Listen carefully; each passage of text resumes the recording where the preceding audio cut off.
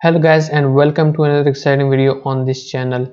In this video I'll be sharing my experience of running AMS ads for my Merch by Amazon products. Now this video is not going to be any kind of tutorial, but it more will be like my experience that I have gained or running AMS ads. So if you have access to AMS ads, this video might be helpful for you. Now access to AMS ads is no longer available to new Merch by Amazon contributors.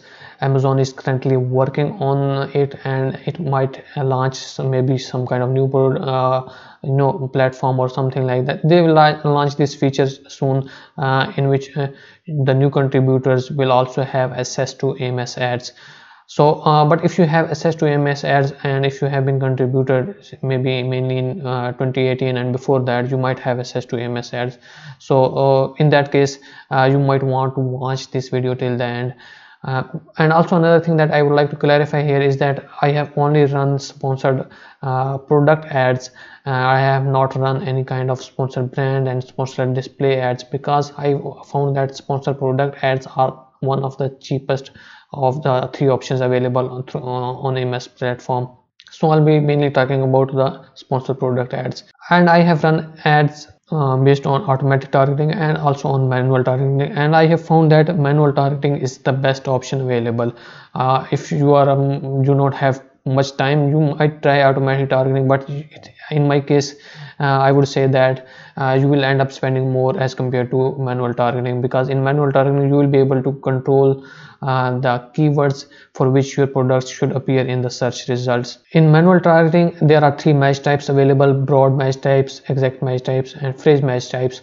I have explained in detail the difference between these three, so you can check that video out. I'll put the link in the description below and also in the card above, so make sure to check that video out in order to understand these three match types.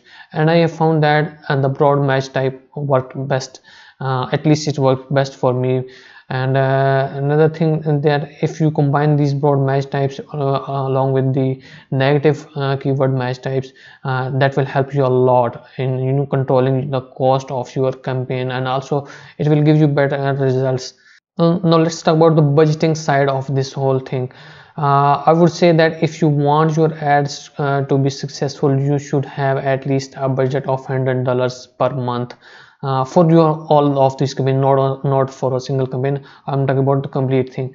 So all of your campaigns should have at least a budget of $100 in total. So you should organize your campaigns in such a way and that this should be your target, because if you have a budget lower than $100 per month, I would say that your cost level will not be as I would say promising, or as something that I would give you any kind of benefit, because your bid range will be low and you might start stopping ads here and there. So that will not give you any kind of good results. So keep in mind that you need to have at least a budget of $100 per month. And now regarding bid cost or bid price, I would say that it totally depends upon your niche and the time at which you are actually advertising your products. If you are advertising your products close to Q4 and you have Christmas type designs or all the holidays theme designs, your bid will be a little bit higher. But if you are running ads on other time of the year, you might be bid might be lower. Now there might be a misconception that you need to bid higher, a lot higher, in order to get your products shown to the customers. That's not the case. At least in my experience, that was not the case. My bid was usually between 15 cents to 35 cents, and I have found some good results based on these bids. Depending upon your niche and all that. And because this bid thing, the whole ads things, it will also depend upon your title and description and brand name, mainly title and description as well. So if your title and description are not complementing your keywords, manual targeting keywords, you might not get good results. So you need to look on those two parameters as well, your title and description, in order to make your ad campaign successful. Another thing that I have noticed regarding AMS ads is that they can help you launch products in those crowded niches for which you might see maybe thousands of t-shirts or maybe thousands of products already available. They can help you enter in those niches. And I have experienced this because I've been trying this. I have designed products based on some of the crowded niches, and I will launch campaigns for those products, and that those products started selling. So these ad campaigns can help you launch the products in those crowded niches and enter in those crowded niches, so you don't have to constantly hunt for low competition niches. So one of the you can say pros or the plus point of the AMS ads is that you can enter in those niches, crowded niches. Another thing that I have noticed in AMS ads is that they can kind of serve as a kickstart for your products. So you might have your new products, and if you run ads for those products, you might start getting organic sale for those products constantly after maybe a month or two, something like that. You need to run ads for those products for at least a month, I would say, that if you want to generate organic sales for those products continuously. Another thing these AMS ads would help you is actually in tier up to the higher levels. So if you are in a lower tier and if you are struggling getting organic sales, you might want to advertise your products to get out of those lower tiers. So that can help you as well. Now let's talk about the negative points that I have experienced running AMS ads and sponsored product ad types. And that would is the main thing. There is the upsells that Amazon is trying to sell to the customers. So if you are on a certain Much by Amazon product page type, maybe let's say for a t-shirt, so if you scroll down you will see some of the other products that Amazon suggests to the customers, and those sponsored products are actually not your products. So maybe you have got a click for your for your ad, and the customer is looking at your products, but if the customer is scroll down and looks on these other products, they might like another product from that list, and they will end up leaving your product page and end up buying up someone else t-shirt or someone else product. So this is, I would say, is the drawback regarding AMS ads currently. For future they might change it, but currently this is a drawback, because you might lose customers based on those sponsored products or the products that Amazon is trying to upsell. So this was the biggest drawback, and because of that I have not tried any AMS ads this year yet. One of another benefit of AMS ads that I have experienced is that you can put those keywords in those manual targeting keywords, those phrases which if you put it on the listing, that might get your product in trouble, that your listing in trouble. Let's say for example that you have kind of a dragon design on your shirt or a t-shirt, and you want to advertise those products. Now there are some of the famous dragon movies and dragon TV shows. Game of Thrones was one of them.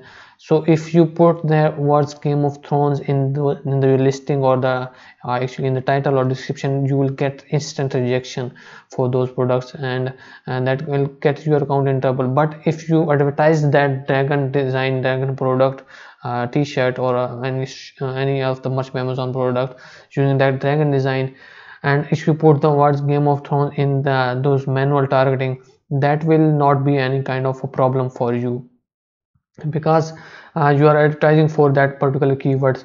Your listing is not associated with that keyword in it, so that can help you sell the products related to the very famous designs, very famous, you can say that niches or very famous characters that you might find in the TVs and all that. Now I would say that it's kind of a risky thing to design something based on a famous character or something like that, but if it is maybe related to that thing, as I've already said, you might have a dragon design, and a certain TV show or a movie features that kind of animal or character, something like that. So you can advertise those products and it can help you generate sales based on those products.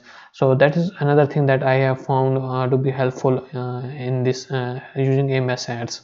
Now if I summarize my complete experience of AMS ads, I would say that it is kind of a costlier way of advertising your products. I'm not saying that it does not give you good result, it definitely does give you good results, but if you have to constantly change things in it, you have to constantly change the keywords, you have to constantly put the negative keywords in that, you have to constantly watch your campaigns, and that is something that you need to do in order to make your campaign successful. But if you are looking for just putting your products on the ads and just forgetting about it, that is not the case with AMS ads. You need to constantly monitor these things, your ad campaigns, in order to make them successful. Another thing that I've already mentioned is that those upsells that Amazon is trying to sell those products, and that is showing the sponsored products type under your product, that can drive traffic away from your product a lot. And I have experienced in you get maybe hundreds of clicks and you might get only few sales because of that one thing, because the customer is looking at your products, they scroll down, they see another product that they might like, and they just move on to the next thing. So that is something I would say is the biggest drawback in the AMS ads, because you are getting traffic for that thing, but again that traffic is going to another person, but there is nothing you can do about it. So that was all I wanted to share in this video, and if you have any questions regarding AMS ads or any other topic on that I have on this channel, you can ask me in the comments below and I'll try my best to answer these questions. On this channel I share tips and strategies to earn a decent living online, to create a stable source of passive income. So if your goals are the same as mine, make sure that you subscribe to my channel. It's totally free, and don't forget to press that bell icon so that you can be notified about my future videos as well. And thank you for watching.